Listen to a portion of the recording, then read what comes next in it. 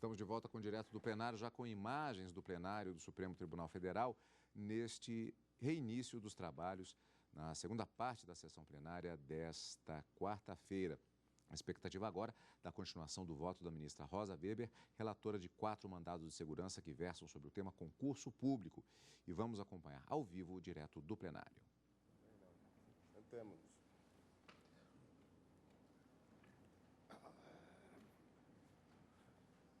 Ministra Rosa Weber. Senhor presidente, senhores ministros, especificamente quanto à decisão proferida pelo CNJ, faço a leitura do item 7.1 do edital. No concurso unificado, serão considerados os seguintes títulos: pós-graduação na área jurídica, é o primeiro tópico, abrangendo curso de aperfeiçoamento, 0,10 ponto, curso de especialização com duração mínima de 2 anos, 0,15 ponto, mestrado, doutorado e pós-doutorado, isso é o item C, 0,30 ponto. No item 2, defesa e aprovação de teses em congressos ligados à área notarial ou de registro, 0,25 ponto. 3, aprovação em concurso para cargos de carreira jurídica, 0,30 ponto. 4, aprovação em concurso de ingresso e remoção em serviço notarial e registral, 0,30 ponto. E o último item, os demais títulos previstos na mencionada Lei 13.136 de 97, 0,10 ponto. Não vou, digo eu, me estender aqui na leitura de todos os itens do edital e da Lei 13.136 de 97, mas destaco a deficiência do edital quanto à questão da pontuação por títulos. Há, por exemplo, repetições entre o edital, no seu item 7.1, e o que dispõe o artigo 16 da Lei Estadual 13.136 de 97, que regula os concursos de ingresso e remoção nos serviços notariais de registro de Goiás. A discrepância de valores atribuídos à aprovação em concursos genéricos e concursos para a magistratura e Ministério Público. Há referências esparsas no edital a títulos diversos que não constam do item 7.1, como o exercício de magistério e publicação de livros, previstos nos itens 7.5 e 7.8, respectivamente, aos quais não se atribuiu qualquer valor no item 7.1 da redação original do edital. Em resumo, o que se apresenta nesse primeiro quadro relativo à contagem de pontos por títulos é uma indefinição de critérios. Trata-se, portanto, de uma deficiência inerente. O exame dos documentos apresentados demonstra que a pontuação por título sofre, desde a origem dessa indefinição, que deveria ter sido evitada em um processo seletivo deste porte. O edital, porém, não foi impugnado à época da publicação, pelo menos ao que consta dos autos, por nenhum interessado direto, apenas pelo Ministério Público de Contas e do Tribunal de Contas de Goiás e de forma parcial. No que interessa, o Ministério Público de Contas questionou a ausência de critérios objetivos quanto à realização das provas escritas e critérios de correção, o aparente caráter somente eliminatório das provas escritas, o que levaria à distinção entre os candidatos pela prova de títulos, uma suposta falta de razoabilidade na indicação dos títulos pela supervalorização de itens relacionados à atividade notarial, em favorecimento inaceitável àqueles que já laboram em cartório. Mandado de segurança 28.375, é onde se alega. E uma alegada ausência de limitação à pontuação por títulos. Quanto à ausência de critérios objetivos a respeito da forma de realização das provas escritas e de seus critérios de correção, o CNJ determinou ao Tribunal de Justiça de Goiás que publicasse maiores detalhes acerca de tais critérios, em respeito aos princípios da publicidade, da transparência, isonomia e segurança jurídica. Quanto ao caráter aparentemente apenas eliminatório das provas escritas, o que levaria à distinção entre os candidatos somente pela prova de títulos, a decisão determinou, considerando a ambiguidade do dispositivo editalício e a prudente necessidade de que a classificação se baseie tanto nos títulos quanto nas provas, que o Tribunal de Justiça de Goiás publicasse ato específico para esclarecer a devida interpretação do edital. Quanto à supervalorização de itens relacionados à atividade notarial e de registro, foi emitido comando ao Tribunal de Justiça de Goiás para que fizesse aditamento ao edital, retirando da lista de títulos válidos aqueles aos quais se referem as decisões da ADI 3.580 e da ADI 3.443 desse Supremo. E a respeito da ausência de limitação à pontuação por títulos, entendeu o conselheiro Falcão que o item 8.3.1 do edital limitava a pontuação por títulos ao determinar que os pontos seriam acrescidos à média final já obtida pelos candidatos. Verifica-se, portanto, que 3 itens do edital foram julgados, em alguma medida, potencialmente danosos ao interesse público, porque não garantiriam a escolha impessoal dos candidatos, exigência de concretização do princípio republicano, e por isso mereciam esclarecimentos ou supressão a serem realizados, no primeiro caso pelo próprio Tribunal de Justiça goiano. O CNJ, portanto, não avocou tais tarefas dos organizadores do concurso, de modo que não se pode falar em usurpação da alegada competência da comissão quanto à direção do certame. Essa decisão data de 30 de setembro de 2008, meses antes da abertura da fase de títulos. Nessa primeira abordagem, ainda genérica, concluiu o CNJ que as regras do edital em exame não tinham potencial para causar distorções, desde que atribuído efeito classificatório também às provas escritas. A seguir, após o julgamento monocrático do PCA 17.820, o Ministério Público de Contas recorreu de 2 itens. Ao relatar o acórdão respectivo, o conselheiro Joaquim Falcão acresceu importantes considerações a respeito da resistência enfrentada à efetivação do concurso público para regularizar, nos termos constitucionais, a titularidade do serviço notarial de registros públicos do Estado de Goiás, conforme determinado no pedido de providência 861, anterior a toda a controvérsia derivada do concurso, listando o conselheiro expressivo número de procedimentos em trâmite perante o CNJ e mandados de segurança impetrados perante esse Supremo Tribunal Federal. A preocupação externada por essa manifestação do conselheiro Joaquim Falcão merece crédito integral, porque proferida em data muito anterior ao surgimento da presente controvérsia. E em seu cerne consubstancia um dado fático que demonstra, de forma inconteste, que a preocupação maior do CNJ, desde o primeiro procedimento de controle administrativo julgado pelo órgão há alguns anos, se dirige única e exclusivamente à efetivação do mandamento constitucional que exige a nomeação de titulares aprovados em concursos públicos para os cartórios e serventias extrajudiciais goianos. Esses dados históricos precisam ser resgatados, porque afastam, a meu ver, a alegação de que o CNJ teria a pretensão de influenciar diretamente o resultado do concurso. Ao contrário, o que se verifica das provas é a preocupação central do CNJ apontar.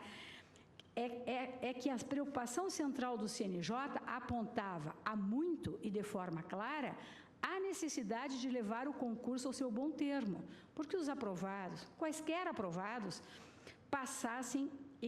para que os aprovados, quaisquer aprovados, passassem a ocupar a titularidade das serventias, conforme manda a Constituição. É preciso bem fixar esse ponto, em face das considerações que seguem. Não há discussão quanto à veracidade da afirmação dos impetrantes, no sentido de que cabe ao Tribunal de Justiça a condução do concurso, o que inclui, evidentemente, o poder de tomar todas as decisões pertinentes para a concretização do certame, pelos órgãos constituídos no edital. afirmação, conquanto realizada nesse nível genérico, é pertinente. Ocorre que os mandados de segurança se voltam contra uma decisão do CNJ que veio a modificar decisão anterior da comissão de concurso e, por imperativo constitucional, o CNJ tem inafastável competência para verificar a legalidade do ato praticado. Portanto, há que distinguir competência para a prática do ato e competência para exame da legalidade do ato praticado. A primeira, competência para a prática do ato, cabe sem dúvida à comissão do concurso, no caso a comissão de seleção e treinamento. Mas a segunda cabe ao CNJ, o controle da legalidade do ato. E uma vez exercida, a questão se desloca para o acerto da decisão por este proferida, não mais para quanto à competência para fazê-lo em termos genéricos. O CNJ foi chamado a intervir por literalmente dezenas de vezes no certame em questão. Em todas elas, fez uso de competência constitucional para examinar a legalidade dos atos praticados. Mesmo antes do específico ato que se impugna nesta ocasião, essa manifestação de competência exercida em termos estritamente constitucionais já era evidente. Não se trata de contradição. Prosseguindo, a convocação para a apresentação dos títulos ocorreu em 13 de janeiro de 2009. 2 dias antes, em 21... Aqui. Eu tenho aqui tá, em 11, aqui é um erro de digitação. 2 dias antes, obrigada, gente. 2 dias antes, em 11 de janeiro de 2009, o eminente ministro Gilmar Mendes deferira parcialmente liminar na ADI 4.178 para que, no tocante ao concurso de ingresso,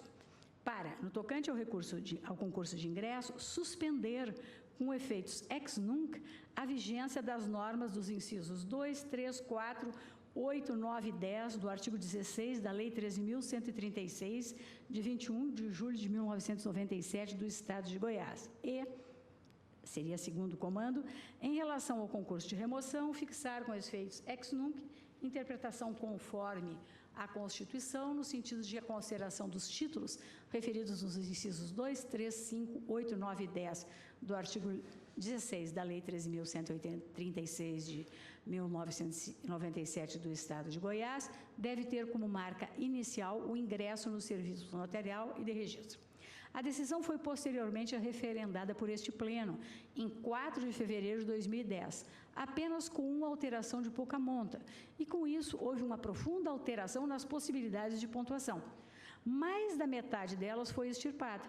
Nesse mesmo dia, 11 de janeiro de 2009, a comissão do concurso publicou o comunicado atribuindo 0,25 ponto à publicação de livros e 0,10 ponto ao magistério, que, como eu antes referi a Vossas Excelências, não estavam contemplados com pontuação na redação original do edital. Então, houve essa alteração e a comissão de concurso atribuiu 0,25 ponto à publicação de livros e 0,10 ponto ao magistério, além de determinar que os candidatos apresentassem cópia das publicações oficiais de aprovação em concursos. Inconteste, portanto, que as falhas do edital a respeito da ausência de pontuação atribuída a certos itens ali previstos só foi sanada a 2 dias do prazo final para a entrega dos títulos.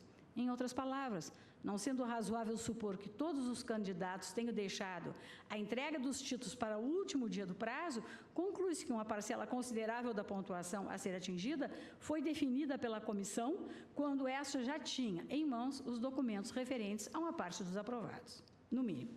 A essa altura, teve início a ampla controvérsia entre os candidatos, de que se originaram vários processos administrativos no Tribunal de Justiça de Goiás. Destaco também esse dado fático.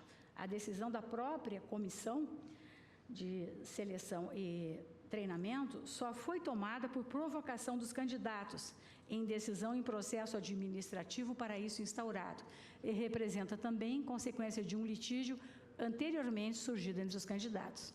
Em 5 de março de 2009, estabeleceu-se, diante de tal provocação, que a pontuação seria única para cada categoria, não sendo possível contar mais de uma vez títulos da mesma natureza. Como se percebe, novamente uma decisão fundamental para a classificação dos candidatos foi tomada quando a comissão tinha, em termos potenciais, condições para averiguar de antemão a extensão prática do provimento. A comissão provocou substancial alteração na dinâmica da fase de pontos por títulos com essa decisão. Nesse mesmo dia, porém, o CNJ julgou o PCA 8045, iniciado por um dos candidatos.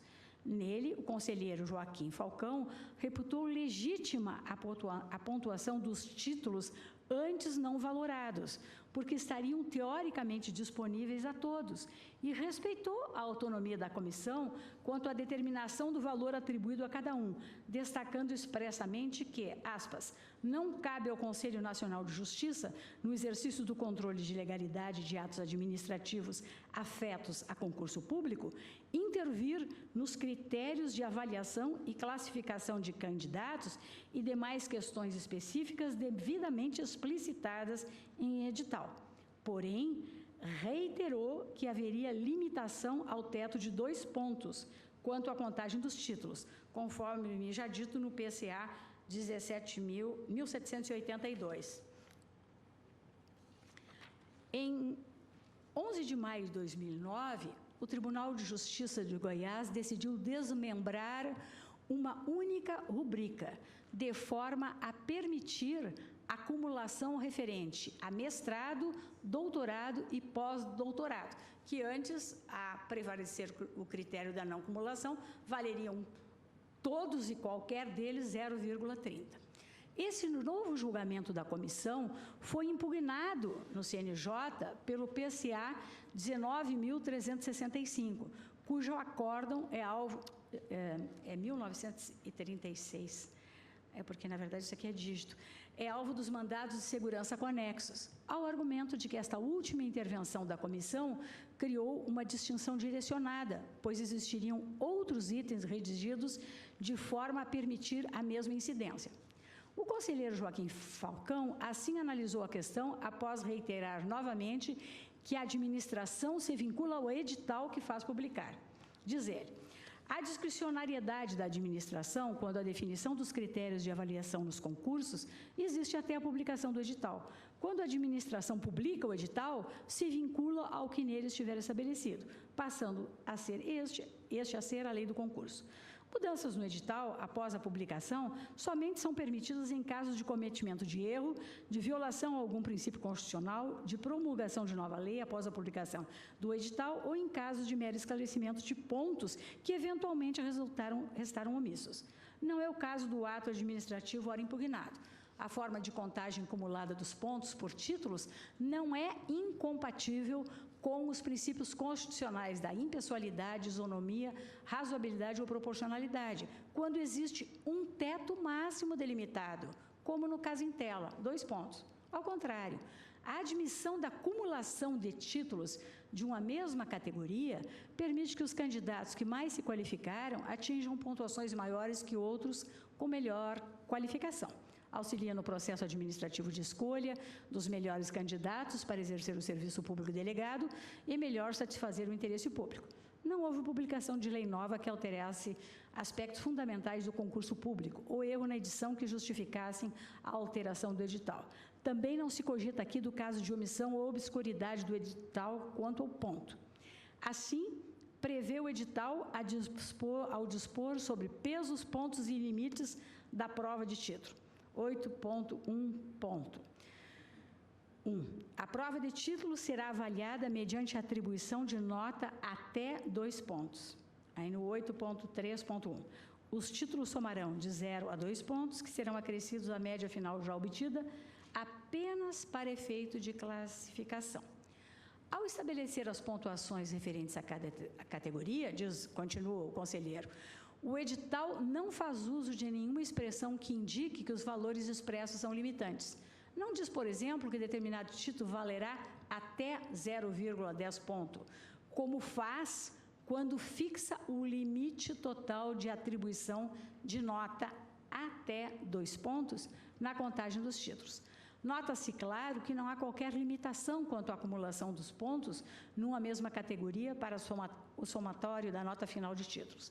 A única limitação existente é a de caráter geral, que limita 2 pontos a nota máxima. Essa é a forma de contagem que o Tribunal de Justiça de Goiás previu quando da abertura do concurso pelo edital. E, portanto, a esta forma se encontra vinculado até o término do certame. Essa é a decisão monocrática que, na verdade, definiu, ao acolher o procedimento de controle administrativo, a acumulação, a contagem cumulativa dos pontos. Porque no julgamento do recurso administrativo, interposto contra a decisão, o acórdão, em que relator o conselheiro Marcelo Neves vai dispor a respeito, mas, na verdade, para negar provimento ao recurso administrativo. Então, na verdade, mantida aquela decisão. E aqui eu vou também transcrevendo excertos dessa decisão. Eu não vou cansar vossas excelências, mas diz assim: é importante sobrelevar por oportuno que a decisão está assentada na exigência de vinculação ao edital e nos princípios da igualdade e da razoabilidade.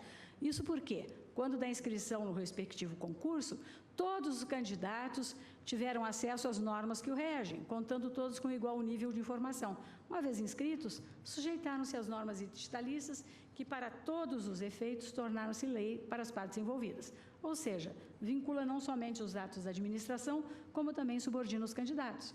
Dessas premissas surge o caráter vinculante e isonômico do processo concorrencial, garantido pela decisão recorrida nos estritos limites constitucionais. Aí ele ainda tece algumas considerações, acrescendo que o princípio de eficiência da administração pública, inserido no artigo 37 da Constituição da República, aplicável a todos os poderes constituídos, coaduna-se perfeitamente com a decisão exarada pelo ex-conselheiro Joaquim Falcão, a qual valoriza de modo abstrato e genérico aqueles candidatos que apresentarem maior preparo teórico-prático para atuação junto às serventias notariais e de registro. Ao ordenar, sejam considerados todos os comprovantes de titulação, acrescendo pontos aos mais bem preparados até o limite de 2 ou 10, respectivamente.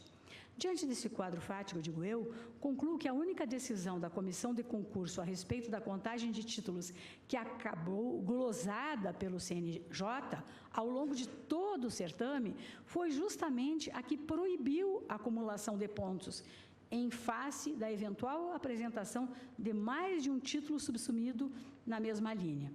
Todas as determinações editalícias e as outras decisões da comissão, ainda que de tempestividade questionável, foram consideradas legítimas, apesar de vinculadas a juízos casuísticos, de mérito ou de oportunidade. Por isso, mais uma vez, afasto a alegação de que o CNJ teria avocado competência para regular o concurso da forma como lhe aprouvesse.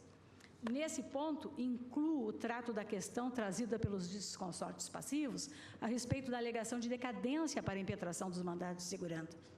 Sustença-se que a matéria já teria sido decidida desde o pedido de providências 1782, oferecido pelo Ministério Público, a que me referi de contas, em face de diversas cláusulas do edital. A alegação não é vazia de sentido. O exame dos fatos em ordem cronológica permite constatar, certamente, que o entendimento firmado pelo CNJ no ato apontado como coautor não foi tomado isoladamente. Porém, a decadência para a impetração do mandado de segurança, para ser proclamada, há de resultar inequívoca. E, a meu ver, a conclusão a que chegou o órgão não estava totalmente abarcada pelas decisões anteriores à instauração da controvérsia entre os candidatos. As decisões anteriores se ativeram, basicamente, à existência de uma limitação geral quanto à prova de títulos, considerada esta como uma das fases do concurso.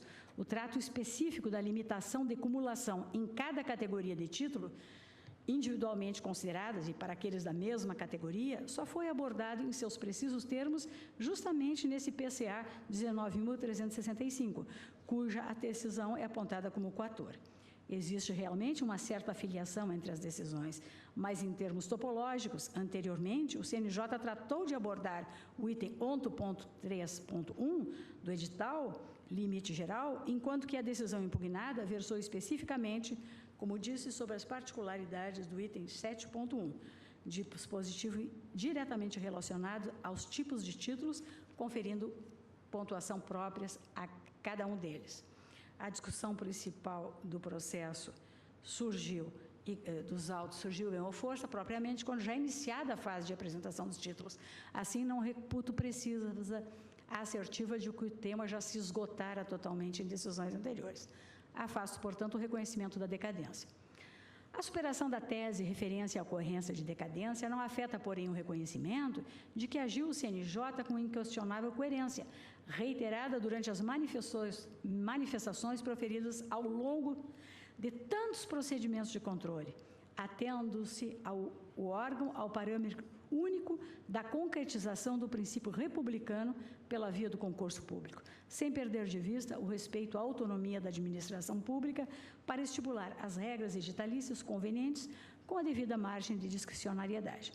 À luz da disciplina que é peculiar ao mandado de segurança, exige do impetrante, como é sabido, que de forma inequívoca indique, a partir dos fatos demonstrados, a violação de direito líquido e certo.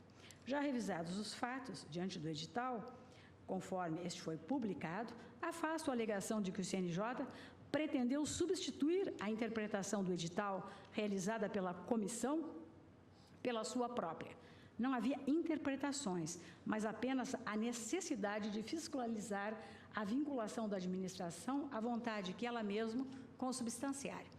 Interpretações várias surgiram posteriormente, mas não tiveram origem no Conselho Nacional de Justiça e também não se resumiram, como querem fazer crer as interpretações, à confrontação excludente de uma interpretação do CNJ contra uma interpretação da Comissão de Concurso, alegação que representa uma tentativa sutil, a meu juízo, de despersonificar o conflito, tornando mais impessoal ao atribuí-lo a órgãos, quando toda a celeuma está verdadeiramente fundada, a meu juízo, nos interesses pessoais de caráter econômico dos candidatos.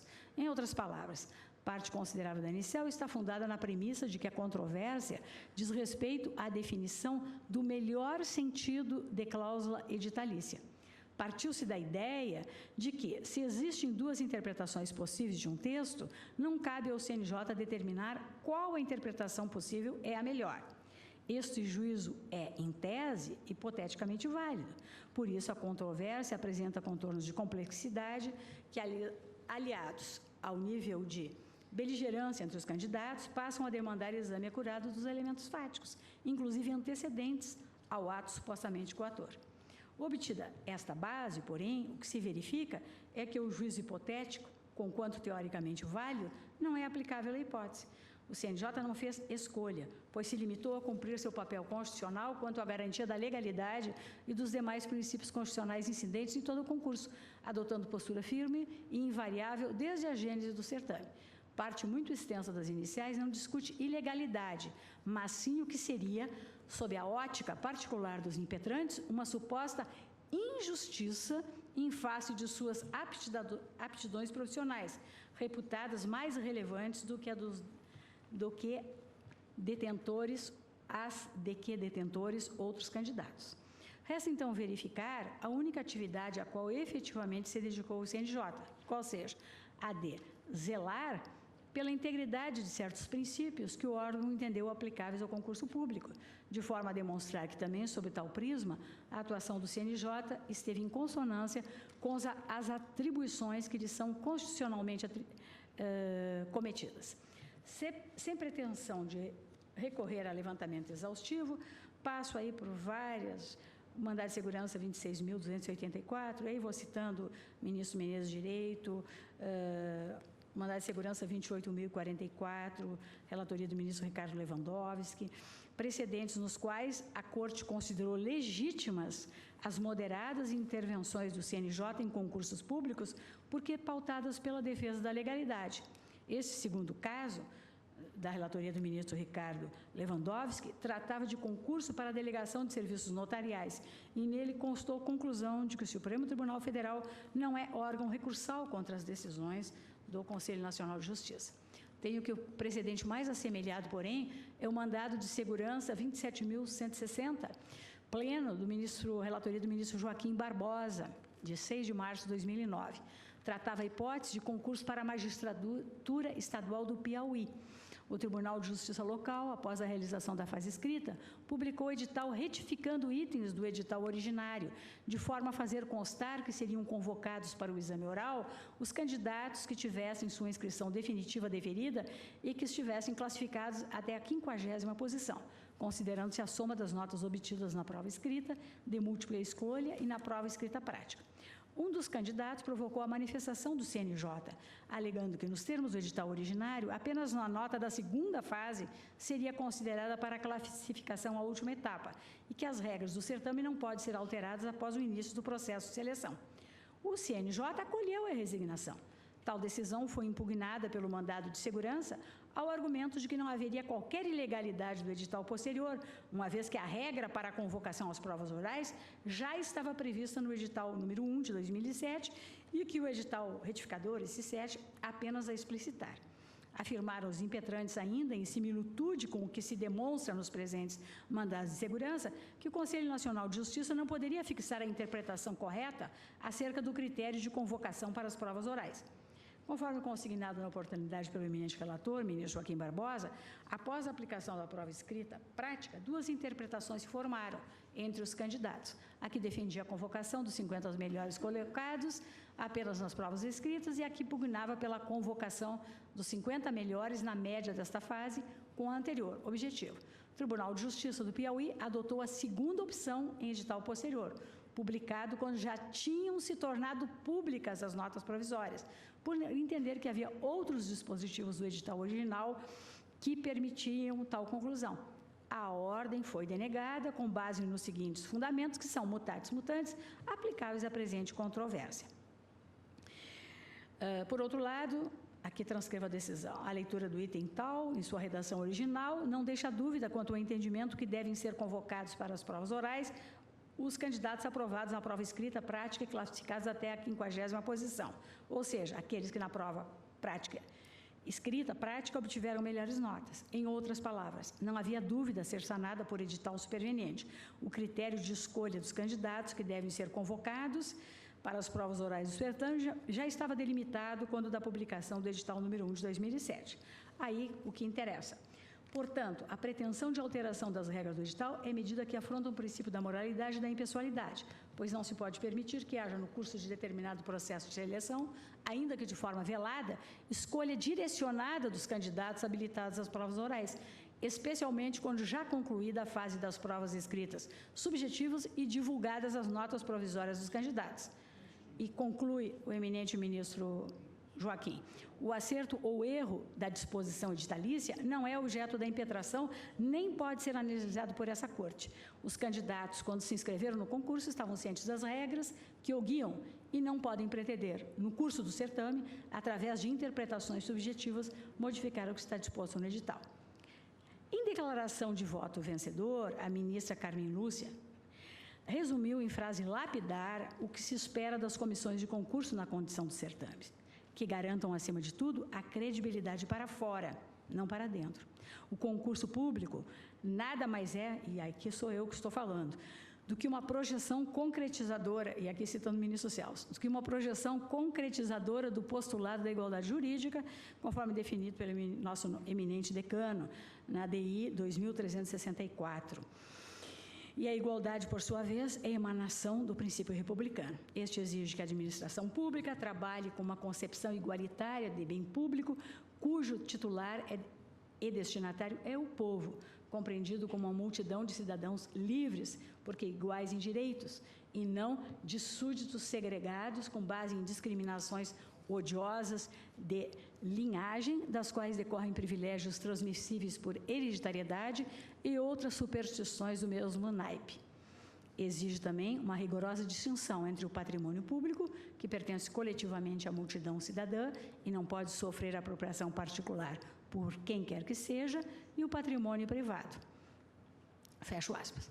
Uma vez constatado que a atuação do CNJ na presente hipótese atendeu plenamente a tais objetivos e pautou-se pelo devido respeito à autoridade da comissão e à vontade da administração pública, conforme consubstanciada originariamente no edital do concurso, não se verifica, a meu juízo, direito líquido e certo que possa ser oposto à decisão impugnada. Concluo, portanto, que o CNJ não só respeitou a autonomia do Tribunal de Justiça na condução do processo, como, ao intervir sobre a questão específica, limitou-se a fazê-lo dentro de um juízo estrito de legalidade, conformando a administração às regras do edital que ela mesma publicar.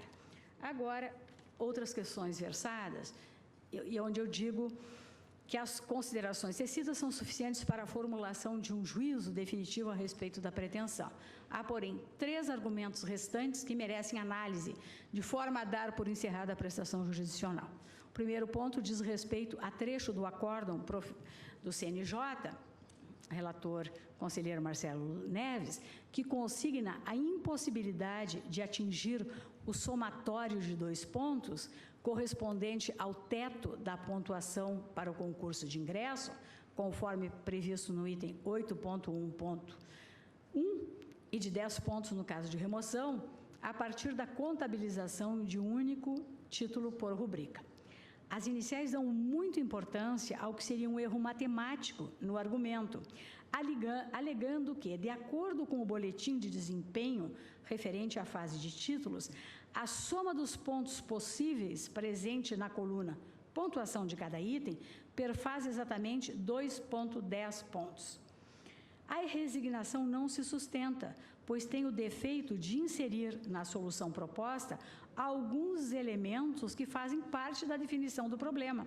O citado boletim de desempenho, transcrito a folhas 23 da inicial do mandado de segurança 28.375, chega aos 2,10 pontos depois de permitir contagens separadas para os títulos de mestrado, doutorado e pós-doutorado, atribuindo a cada qual 30 pontos.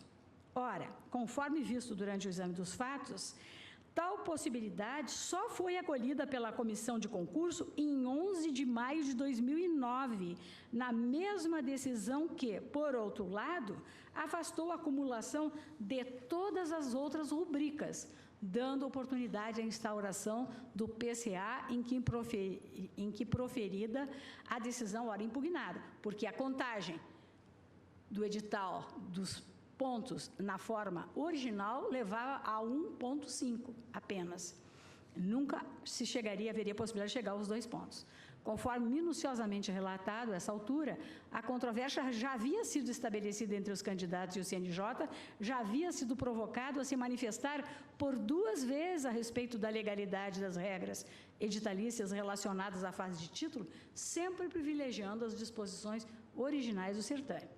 O boletim também atribui o boletim a que me referi, 0,25 ponto à hipótese de publicação de livros jurídicos com ISBN, note-se a atribuição de utilização do plural livros jurídicos relacionada à atribuição de pontuação única, independentemente da quantidade de publicações, e 0,10 ponto ao exercício de magistério com prazo mínimo de 2 anos. Rememore-se, porém, o quanto dito a respeito do exame das previsões editalícias em sua versão original. O item 7.5 previu o exercício de magistério como atividade titulada, o mesmo fazendo os itens 7.8 e 7.9 a respeito da publicação de livros, mas não se encontra no edital original, não se encontram quaisquer pontuações, não se encontram no edital original quaisquer pontuações atribuídas às tais categorias. E neste boletim a que me refiro, esses valores que foram previstos posteriormente são computados para que chegue também por esse outro caminho, incrível a coincidência, também a 2,10.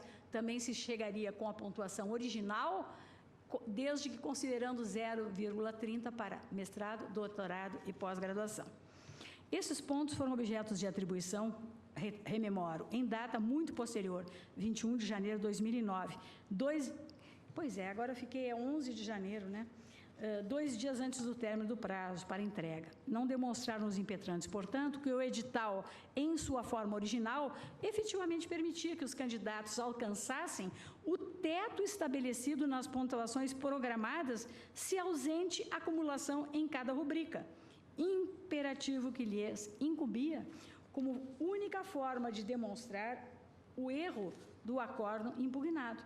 Não está isenta de crítica e, por isso, não se configura inquestionavelmente provada a afirmação de que seria possível atingir 2,10 pontos de acordo com a redação original do edital, o que demonstraria o erro de avaliação do CNJ.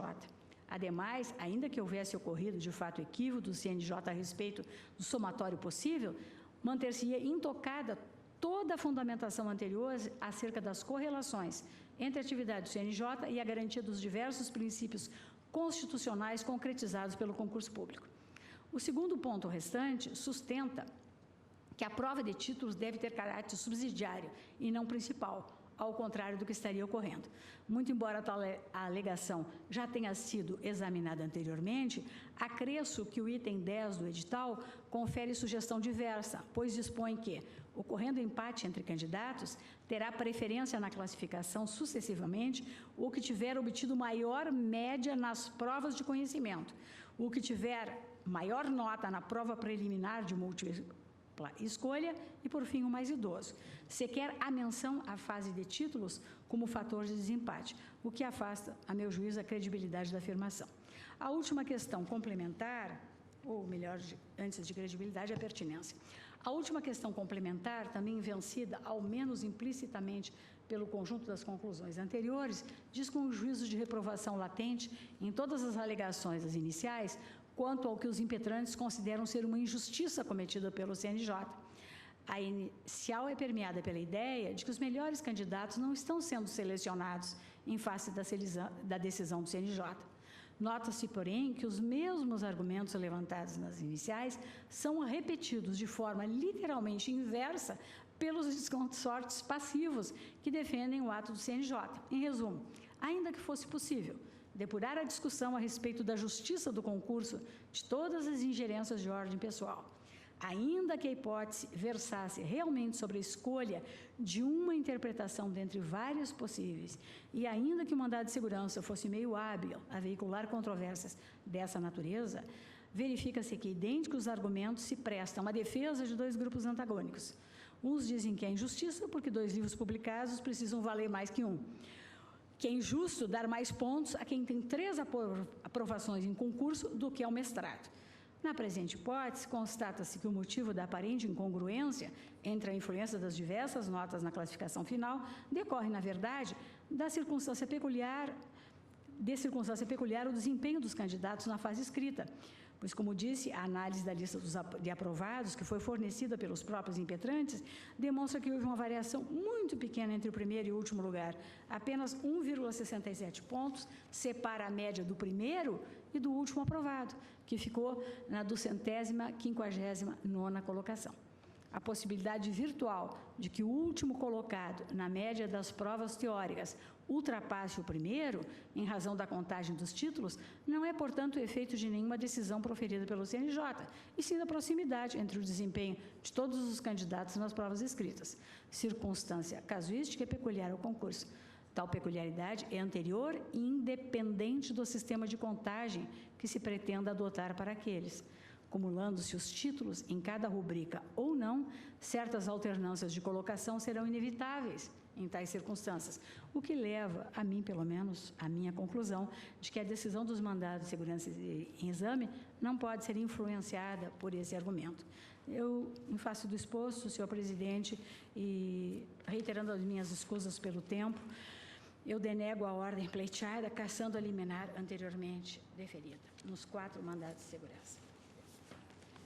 Ministra Rosa Weber denega a segurança. Ministro Berton. Presidente, a primeira coisa que me ocorre é louvar o exaustivo voto da eminente ministra Rosa Weber, que estudou esses múltiplos volumes e foi capaz de expô-los com um grau de detalhamento que não deixou margem de dúvida quanto aos fatos relevantes. A segunda coisa que me ocorre, presidente, é, na linha do que Vossa Excelência já observou, nós incluirmos nas nossas resoluções de ano novo, transferir o julgamento desse tipo de matéria para as turmas, porque evidentemente não se justifica que esteja aqui no plenário. Eu, no mais, estou acompanhando o voto da eminente ministra Rosa Weber. Ao ouvir o relato de Sua Excelência, o que me veio à mente, presidente, e observo apenas como obter dictum, é a dúvida real que eu tenho da conveniência ou não de se manter a prova de títulos em concursos dessa natureza e até em concursos em geral. Também eu tenho. No nível civilizatório que o Brasil ainda se encontra, quase tudo aquilo que envolve subjetividade está sujeito a algum tipo de malversação. Infelizmente, esta é a realidade.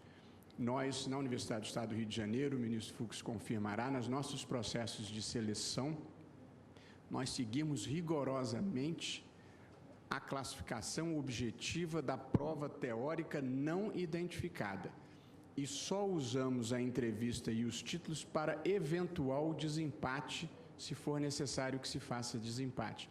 De modo que a primeira reflexão relevante que me ocorre fazer na presente circunstância é colocar em xeque a própria prova de títulos. A verdade é que ela está prevista na lei e está prevista no edital, de modo que essa não é uma discussão que nós possamos fazer aqui, porque a primeira solução que me ocorreria seria, vamos ignorar a prova de títulos e, portanto, dar a classificação que decorre da prova teórica e não identificada.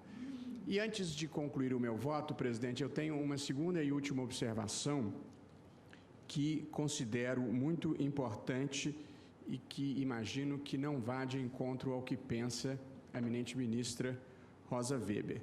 É que o advogado Marco Aurélio Marrafon, da tribuna, destacou a existência de um mercado discutível de obtenção de títulos de pouca valia substantiva, aos quais os candidatos muitas vezes recorrem tão somente para obterem uma melhor pontuação, sem que verdadeiramente tenham correspondido a um esforço real ou a um mérito verdadeiro. De modo que eu penso ser importante registrar que o que a ministra Rosa Weber decidiu e propõe como encaminhamento e ao qual eu adiro é que a correção que o Conselho Nacional de Justiça fez à interpretação do edital é válida e é legítima, razão pela qual está denegando o mandado de segurança. O que não impede, todavia, o Tribunal de Justiça de Goiás, se constatar que os títulos são fictícios ou títulos vazios, apenas não pontuá-los, porque este não é um juízo que caiba ao CNJ e muito menos ao Supremo Tribunal Federal. De modo que, se fraude houver, caberá ao tribunal que conduz o concurso proceder ao expurgo adequado. De modo, presidente, que como voto, eu acompanho a eminente ministra Rosa Weber, igualmente denegando a segurança. Ministro Teori. Senhor presidente, também acompanho o exaustivo e cuidadoso voto da ministra Rosa Weber, denegando a ordem nos 4 casos. Ministro Luiz Fux. Presidente, eu também acompanho a ministra Rosa Weber e anoto também, com destaque mencionado pelo ministro Luiz Roberto Barroso, que a própria Constituição Federal, no afã de prestigiar a meritocracia, ela valoriza mais a prova, tanto que dispõe o artigo 37, inciso 2º, que a investidura em cargo ou emprego público depende de aprovação prévia em concurso público de provas ou de provas e títulos de acordo com a natureza e a complexidade do cargo. Então, quer dizer, a própria Constituição Federal, na sua ratio essência, ela valoriza a prova teórica, que é aquela que deve contar e através da qual realmente se afere a capacidade do candidato. Nesse particular, o critério que o CNJ chancelou se revela extremamente razoável e proporcional sob qualquer ângulo, quer que se adote uma teoria de razoabilidade estrita de Alex, ou a teoria da equivalência do professor Humberto Ávila, porque essa pontuação dos títulos, ela representa um mínus em relação à nota final. E Vossa Excelência aqui, no final do seu voto, traz uma informação prática importantíssima, no sentido de que, na análise da lista dos aprovados, a diferença entre o primeiro e o último colocado é de 1,7 pontos. De sorte que a soma dos títulos, ainda que exacerbada, não chegaria ou chegaria no máximo a 10% do total da nota. E por esses fundamentos, então, eu também acompanho o brilhantíssimo voto e minucioso voto de Vossa Excelência, que, mercê de exaustivo, é um resumo do voto integral que será anexado aos autos. Ministro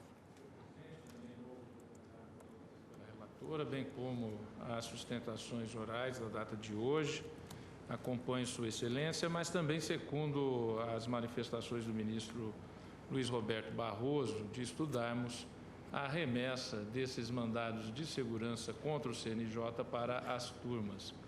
O só fato do CNJ ser presidido pelo presidente da Corte, entendo que isso não implica a necessidade de ser analisado pelo plenário desta Corte estas ações. Por isso, eu faço também aqui essa reflexão em conjunto com os colegas. Acompanho a relatora. Também louvo o exaustivo e substancioso voto da eminente ministra Rosa Weber, acompanho integralmente as conclusões de Sua Excelência, mas também não poderia deixar de manifestar-me em relação a esse fato que causa uma certa surpresa a todos, que o Supremo Tribunal Federal se vê debruçado por toda uma sessão, ou seja, um poder da República, sobre uma questão que diz respeito a interesses individuais, que vem aqui ao plenário da Casa por meio de um mandado de segurança e que já foi examinado exaustivamente por um conselho da mais alta hierarquia constitucional de nossa República e volta a ser discutido e rediscutido por todos os integrantes da Suprema Corte do país. Algo precisa ser feito para pormos cobro a essa situação. Eminentes colegas já se manifestaram com relação a essa vulgaridade da competência do plenário para analisar essa matéria. Como isso é uma interpretação da regra constitucional, não sei se seria possível que nós, já nesse julgamento, assentássemos essa exegese e, a partir de então, nós pudéssemos remeter esses processos para as turmas. Tem que ser feita a sessão administrativa. Não, tem que ser uma mudança regimental. Como presidente da comissão, né, eu defendo a atividade a ser desenvolvida. Gilmar. Eu também, presidente, louvo o cuidadoso voto da ministra Rosa Weber e também compartilho da preocupação já suscitada pelos colegas quanto à disfuncionalidade do tribunal, que se manifesta, infelizmente, não apenas neste caso, mas numa série de outros, como nós temos apontado, de modo que a reforma regimental que se anuncia tem que ser certamente mais abrangente, né? Tendo em vista que o ministro Marco Aurélio tem chamado a atenção para dados estatísticos que indicam mais de 700 processos na pauta do Supremo, alguns já com idade avançada, né?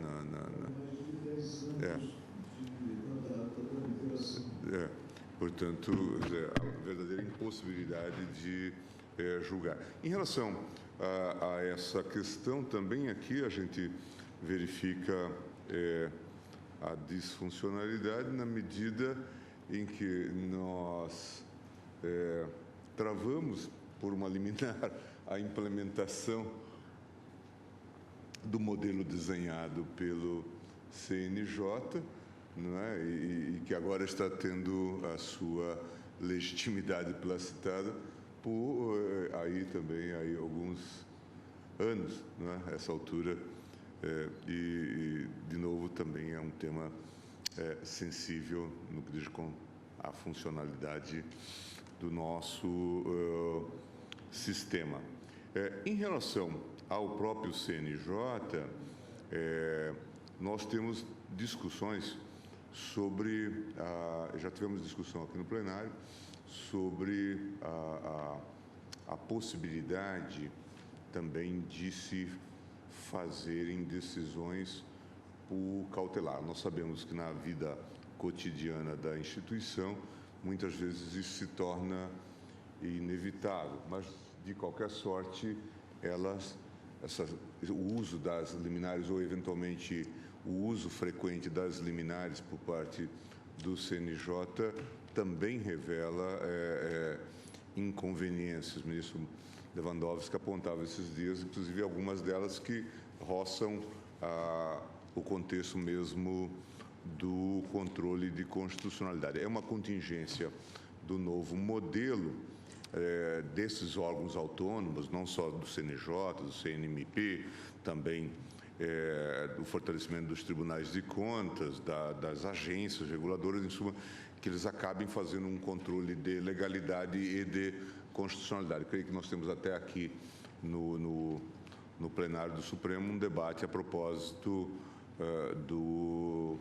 de uma súmula antiga do Supremo sobre a questão da capacidade e competência do Tribunal de Contas para fazer controle de constitucionalidade. Isso são muitos os temas que têm dignidade constitucional e que precisam ser definidos, e certamente nessa mudança proposta, mas mudança regimental, nós deveremos prestar atenção, mas eu encerro cumprimentando mais uma vez a eminente relatora pelo seu cuidadoso, brilhante e detalhado voto.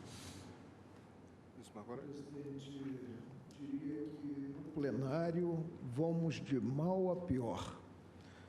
Uma tarde inteira para julgar-se um mandado de segurança.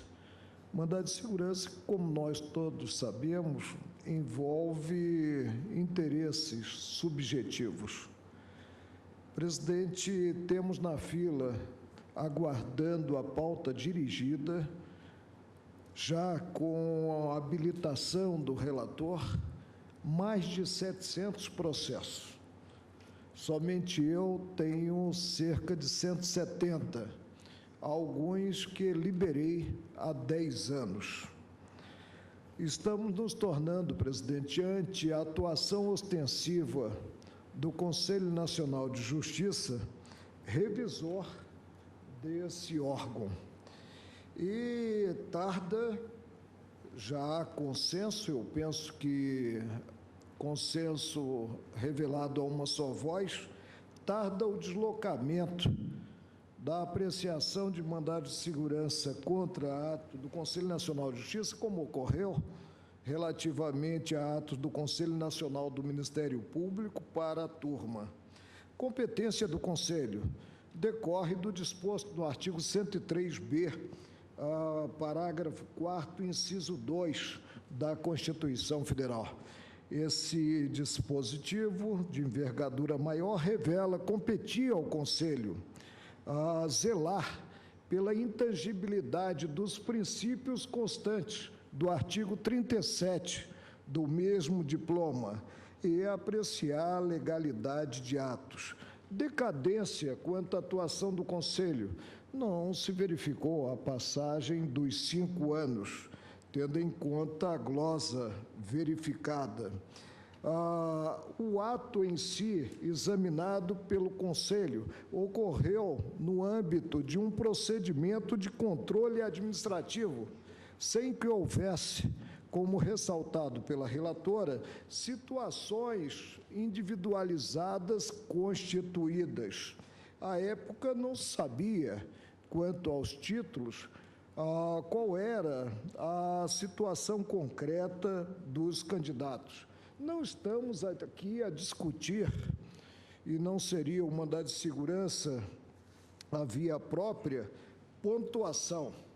O que proclamou o Conselho Nacional de Justiça, que o edital é lei, a lei do certame, e que, portanto, deveria ser observado, sem a atuação da toda-poderosa comissão instituída no âmbito do Tribunal de Justiça. E o edital não contém qualquer trecho que viabilize a proibição de cumulação quanto a esses títulos.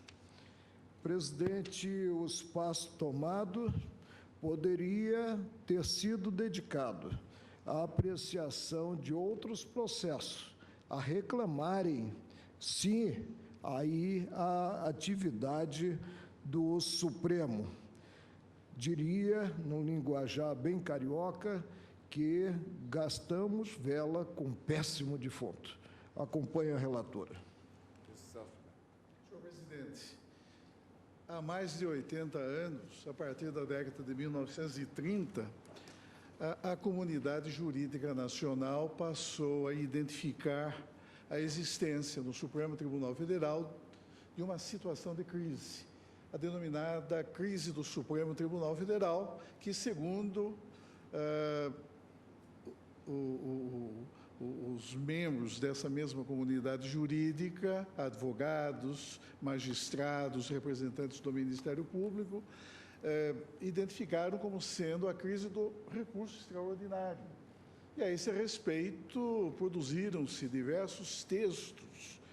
Há um em particular que eu destaco, escrito pelo saudoso e eminente processualista, o professor Alfredo Buzaide, já no início da década, final da década de 50, início da década de 60, quando Sua Excelência, a partir de dados numéricos fornecidos pelo Supremo Tribunal Federal, vislumbrava de maneira dramática a realidade dessa crise, a crise do recurso extraordinário. Foi o momento em que o Supremo Tribunal Federal, 58, 59, 57, julgava, em média, por ano, em sua globalidade, não mais do que 9.000 processos. É claro que os números hoje são muito mais assustadores. E essa crise, na verdade, acaba se traduzindo numa crise de funcionalidade. Uma crise de funcionalidade que se vem agravando ao longo das últimas décadas e vem se agravando de maneira progressiva. E ela é muito grave, porque ela pode conduzir a uma crise de legitimidade da própria Corte. Daí a necessidade de que, de lege ferenda, algumas outras medidas sejam adotadas, como estas que foram adotadas com o estabelecimento da súmula vinculante, do Instituto da Repercussão Geral, soluções, portanto, hoje de iure constituto, mas que poderão estimular a adoção de outras providências. Mas há uma providência ao alcance da Corte, consistente na outorga de um maior coeficiente de racionalidade aos trabalhos desenvolvidos pelo Tribunal. E já se adotou a fórmula da emenda regimental para se deslocar para as turmas a competência para julgar determinadas causas, até então afetas a este régio plenário. E nada impede também que, em se tratando do Conselho Nacional de Justiça, essa mesma providência venha a ser adotada em sede regimental. Num primeiro momento, pensou-se que deveria remanescer a competência do Pleno em relação ao CNJ, pelo fato de que o presidente desse importante Conselho da República ser precisamente o presidente do Supremo Tribunal Federal. Mas vejam que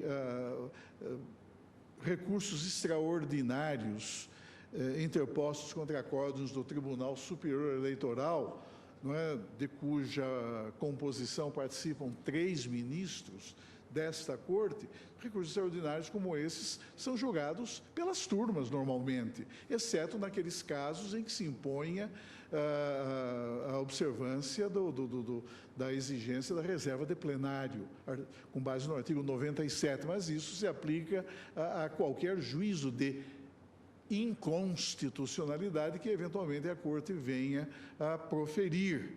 E de qualquer maneira, ainda que hoje os habeas corpus impetrados contra o TSE devam ser julgados originariamente pelo plenário do Supremo Tribunal Federal, a razão é uma só, é que muitas vezes na turma, sendo os juízes do Supremo, integrantes do TSE, tendo eles participado do acórdão acoimado de ilegal, então nós não teríamos sequer número de uma mesma turma. Pois é, então, essa é a razão pela qual os habeas corpus competem ainda no plano das atribuições originárias ao plenário do Supremo Tribunal Federal. Mas certamente não é o que ocorrerá ou o que ocorre com essas causas mandamentais que envolvem o Conselho Nacional de Justiça, pois dele apenas participa um só membro do Ministério Público, que é o seu eminente presidente. Portanto, é possível divisar-se essa possibilidade de outorga, mediante emenda regimental, às turmas também em competência originária para processar e julgar mandados de segurança. Agora, se houver alguma tese nova que mereça ser submetida a esse plenário... Se o ato for do presidente do Conselho Nacional de Justiça individual, a competência será do plenário. Pois é, aí é diferente. Mas, enfim, é possível fazer-se esse tipo de distinção. Mas, de qualquer maneira, senhor presidente, o caso de hoje... Pois não, claro. Pois não. Esse debate com uma reflexão para acrescentar ao nosso cardápio de reflexões para as futuras mudanças. Essa talvez nem exija emenda regimental, seja uma mudança de costume que teríamos que convencionar. O problema da repercussão geral é que o tribunal deu repercussões gerais demais. Sim. E nós estamos atravancando a vida dos tribunais estaduais. De modo que uma proposta que eu traria à reflexão é a de que nós não podemos dar, por ano, mais repercussões gerais do que sejamos capazes de julgar em um ano.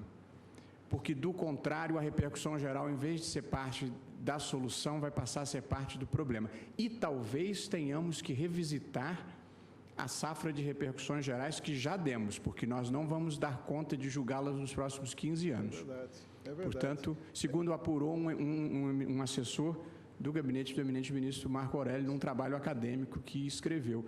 De modo que, quando o presidente convocar esta nossa sessão administrativa, eu acho que talvez essa seja mais uma ideia que devamos trazer para a mesa. E são ideias, pois não, claro. Que eu aproveite a parte que Vossa Excelência concedeu ao eminente ministro Roberto Barroso. Eu verifiquei, tal como o ministro Luiz Fux, que há um acordo, uma concordância de todo o plenário no que tange a conveniência de se levar o julgamento destas questões atinentes ao CNJ para a turma. E eu concordo também, por outro lado, com o ministro Marco Aurélio, que é o presidente da Comissão de Regimento, que ela deve ser ouvida.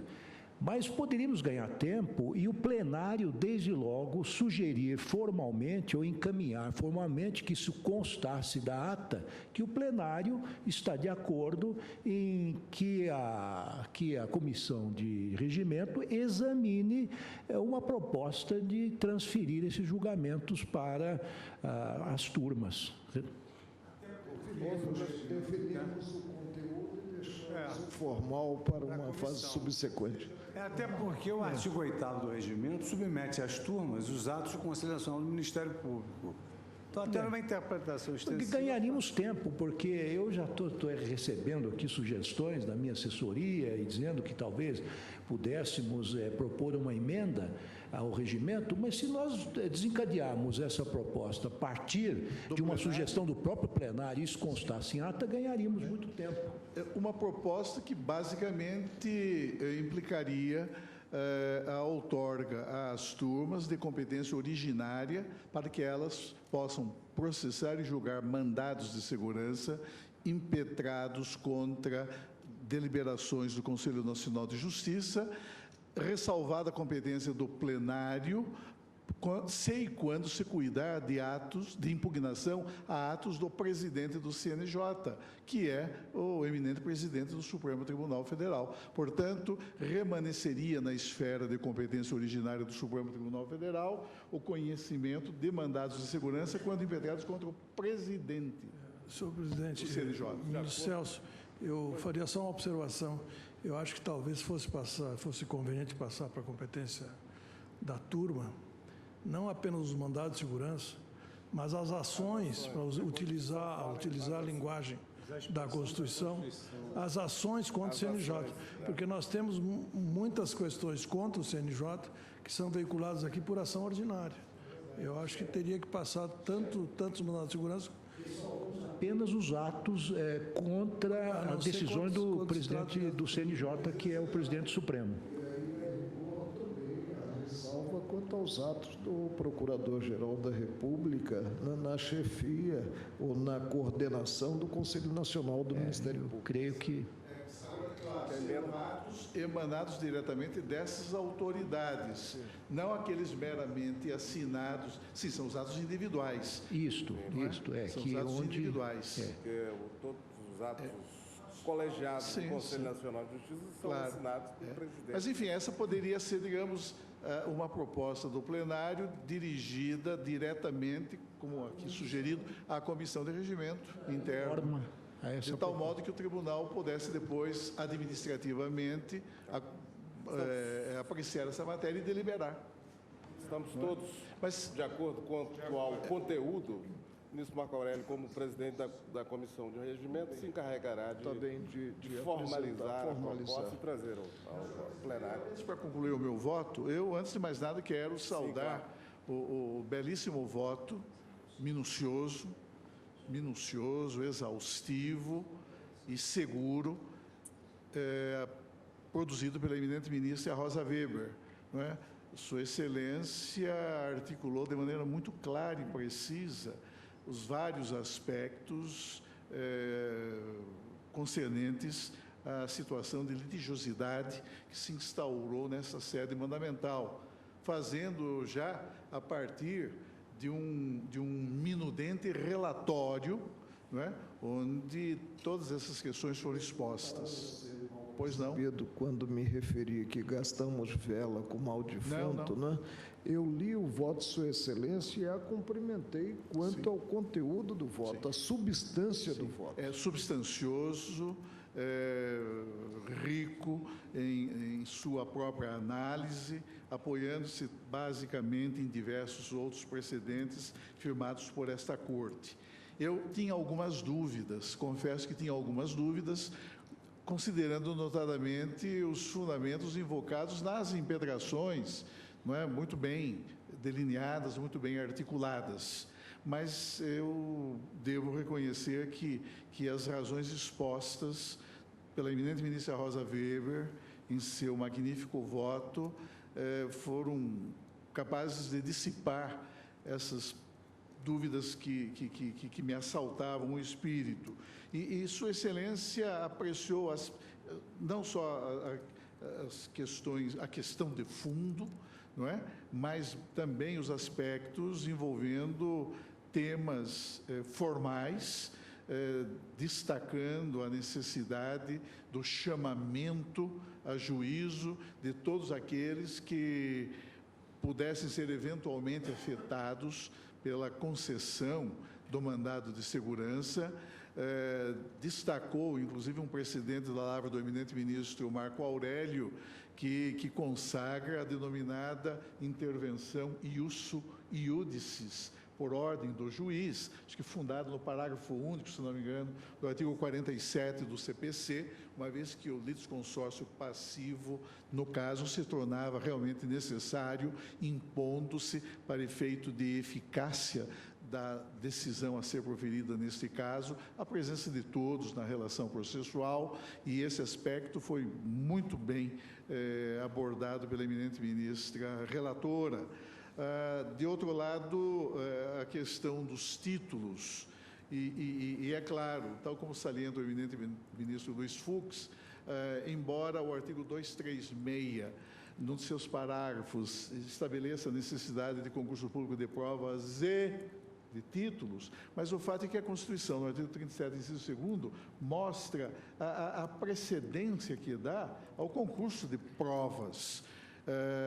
E isso também já foi sufragado pelo próprio Supremo Tribunal Federal, quando do julgamento do mandado de segurança 28.375, não é, expressamente invocado pela eminente ministra Rosa Weber, quando se destacou que a prova de títulos deve ter um caráter subsidiário, e não principal.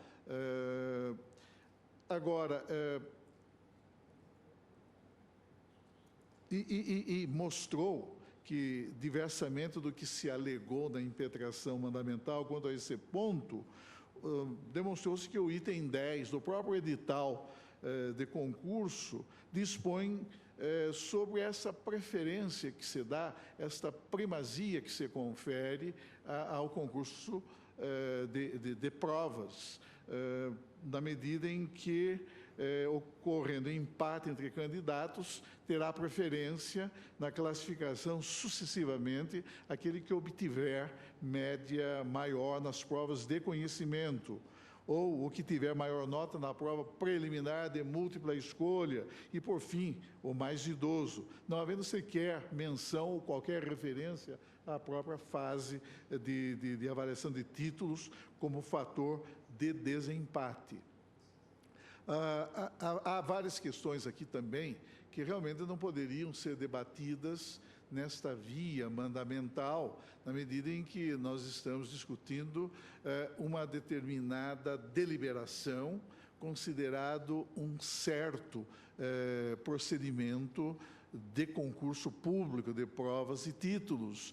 Portanto, não podemos discutir em abstrato outras teses, porque este não é o local adequado para que se proceda até mesmo a uma eventual fiscalização abstrata pertinente à legitimidade constitucional de determinados aspectos que foram suscitados na bem elaborada impetração mandamental. Mas, em suma, senhor presidente, qualquer outra observação se torna totalmente desnecessária, na medida em que o voto da eminente ministra Rosa Weber bem apreciou, não é, os pontos centrais, nucleares deste litígio mandamental. Por isso, senhor presidente, eu, acompanhando inteiramente o voto da eminente relatora, eu também indefiro este mandado de segurança e, em consequência, casso a medida cautelar anteriormente deferida. Também é nesse sentido o meu voto, não sem antes enaltecer o bem elaborado voto da ministra Rosa Weber, que acompanha. Proclamo o resultado. Denegada a segurança, decisão unânime. Denegada a segurança e cassada a liminar. Senhor presidente, Vossa Excelência me permite? Vossa Excelência poderia fazer constar em ata a sugestão que o plenário faz à douta comissão de regimento para que ela possa formalmente iniciar seus trabalhos no sentido de alterar o dispositivo regimental, sim, no sentido que nós indicamos? Já constará e já dei as diretrizes necessárias ao setor competente. Pois não. Encerrar a sessão? Sim. Eu gostaria apenas de, nessa linha de ideias, essa não é uma proposta, é só um tema para reflexão para adotarmos eventualmente a mesma solução. Todos os gabinetes, inclusive o meu, vive a aflição do recebimento de denúncias e a preocupação de que ocorra prescrição. Eu imagino que todo mundo vive esse problema. De modo que eu trago ao debate, não agora, mas para cada um pensar, a ideia de talvez o recebimento de denúncia também passar a ser feito pelas turmas, com a seguinte observação, ministro Celso: se houver 2 votos, por exemplo, em sentido contrário, aí se cogitaria de afetar ao plenário. Mas, todos os dias eu chego no meu gabinete aflito com a preocupação de que alguma coisa vá prescrever, e a dinâmica das turmas, como todos nós sabemos, é muito mais fluida e muito mais ágil. De modo que, sem formalizar como proposta, mas trazendo a consideração de todos, eu pediria uma reflexão para a questão de também o recebimento de denúncia ser transferido para as turmas, presidente. Está anotado. Está encerrado.